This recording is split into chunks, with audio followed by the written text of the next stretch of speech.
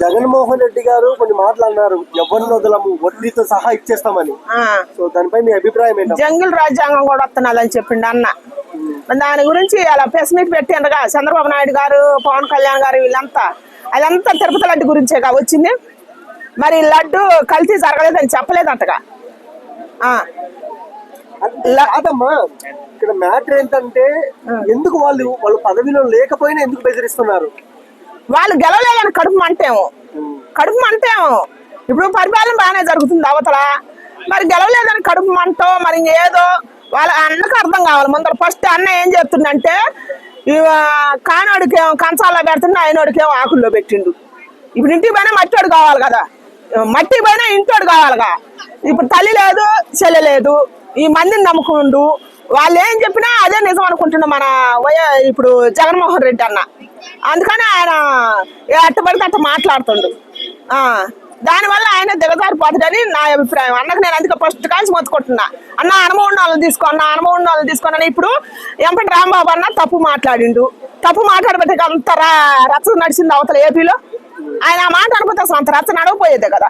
ఆ లడ్డు విషయంలో కల్తీ జరగలేదు. ఆ లడ్డుని అడ్డం పెట్టుకొని, కలియుగ దైవం వెంకటేశ్వర స్వామిని అడ్డం పెట్టుకొని అనరాని మాటలు అని అంటారు. అసలు తప్ప ఒప్ప తెలిసిందా తెలుసుకోవాలి కదా. ఇప్పుడు ఒకసారి ఓడిపోగానే నువ్వు మళ్ళీ ఫ్యూచర్ లో రావని ఎందుకు అనుకోవాలా జగన్మోహన్ రెడ్డి అని నేను అంటున్నా. ఇప్పుడు ఒకసారి చంద్రబాబు నాయుడు అని ఓడిపోయిండు, ఇప్పుడు వచ్చిండుగా, అట్లా ఆయన కూడా వస్తాడేమో మంచి పనులు చెప్తే. మళ్ళా రాకుండా ఎట్టుంటాడు? ఇప్పుడు ఒకసారి ముఖ్యమంత్రి అయిన వాళ్ళు మళ్ళీ కావద్దని రూల్ ఏమైనా ఉందా? అందుకని ప్రజలకు దాని పరంగా మంచి చేయాలని నేను కోరుకుంటున్నా. కాకపోతే ఇట్లా చిల్లర రాజకీయం చేయకూడదు.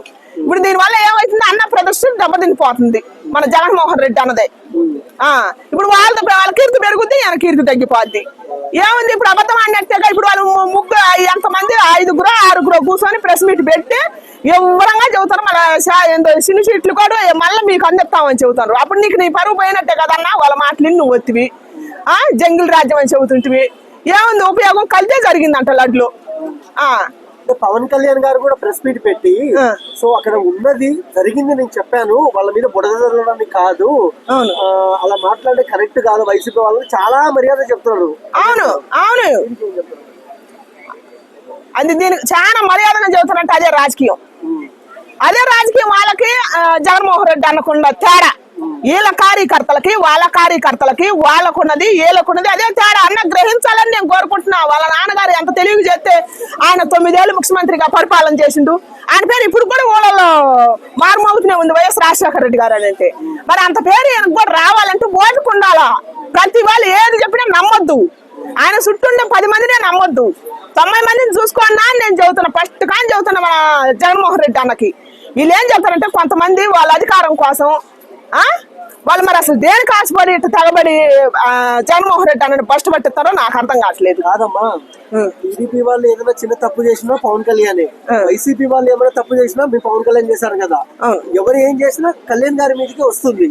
సో ఎందుకంటారు అలా? అదే చోట్ల ఎందుకంటే ఆయన పవర్ ఎక్కువ పెరిగిందిగా, ఆయనకు మంచి ఎక్కువ వచ్చింది, ఆయన ఫాలోయింగ్ ఎక్కువ వచ్చింది. అసలు రాజకీయ టీడీపీ వాళ్ళు గెలిచిందే జనసేన వల్ల అని టాక్ ఒకటి వెళ్ళింది. అందుకని అసలు ఫస్ట్ ఏనే ఎత్తే కానీ సరిపోద్దని ఆయన అనుకుంటుండట్టుంది. ఆయన అదే అనుకుంటాడు. బండ్ల గణేష్ గారు ఒక ఇంటర్వ్యూలో ఒక మాట చెప్పారు, నన్ను వేరే వాళ్ళు పిలిచారు, నాకు ఎమ్మెల్సీ ఇస్తాన్నారు, కానీ ఒక రూల్ పెట్టారు, అదేంటంటే రోజు ప్రెస్ మీట్ పెట్టి పవన్ కళ్యాణ్ తిట్టాలి అని. ఆయన అంటే నేను చచ్చిపోయినా నేను ఆయన తిట్టానని బండ్ల గణేష్ గారు అన్నారు. సో అంటే కళ్యాణ్ గారికి తిట్టడానికే పదవులు ఇస్తున్నారా? ఇస్తారేమో నిజంగానే. మరి ఏంది రోజక్క ఎందుకు తిడుతుంది? అవుతున్నా ఇప్పుడు రోజక్క తిడుతుంది, శ్యామలక్క వచ్చింది, ఏమో తిడుతూనే ఉంది. అసలు ఆ పార్టీలో ఉన్న పదవిలో ఉన్న ఎమ్మెల్యేలు మంత్రులు పదవి పోయినా కూడా అటు నోటికి వచ్చినట్టు మాట్లాడతారు. అంటే మరి డబ్బు కోసమా?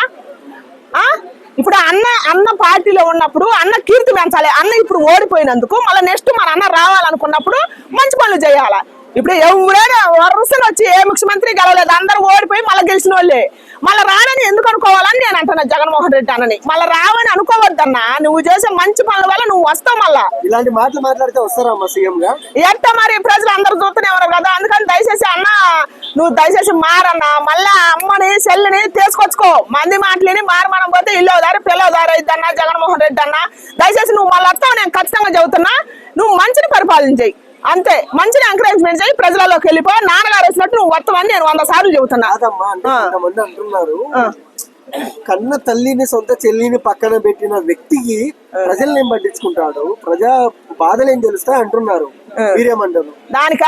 నేను సామాన్యురాలుగా ఒక మాట చెబుతా. ఇప్పుడు ఆయన ముఖ్యమంత్రి కాబట్టి ఆయన అని అంటారు, మన సామాన్య ప్రజల్లో లేదా? ఉందిగా, అందరికి ఉంది కదా. ఆయన ముఖ్యమంత్రి కాబట్టి రాష్ట్రాన్ని ఏలుతుండు కాబట్టి ఆయన ఏలెత్తి చూపిస్తారు. ఎవరినైనా తప్పులు ఉంటే ఏలెత్తి చూపిస్తారు, పెద్ద పదవిలో ఉంటే. సామాన్య ప్రజలుగా మనకు కూడా ఉంది కదా. అందుకని దాన్ని పర్సనల్ విషయం అది. ఎవరిదైనా సరే, ఏ నాయకుడిదైనా పర్సనల్ తీసుకురావద్దు దయచేసి నేను కోరుకుంటున్నా. ఎవరైనా సరే పర్సనల్ తీసుకురావద్దు మనం. కాబట్టి రాజకీయంగా ప్రజలకు చేయడానికి వచ్చిన నాయకుడు ఒకసారి ఓడిపోయినంత మాత్రాన్ని జీవితాంతం ఓడిపోతాడని రూల్ లేదు. ఒకసారి కింద పడవచ్చు, ఒకసారి పైకి లేవచ్చు. అందుకని రాజకీయం అంటేనే అటువంటిది కాబట్టి నెక్స్ట్ టైం మన ప్రజలకు ఏం చేయాలని ముందుకు రావాలా, అదే నేను కోరుకుంటున్నా.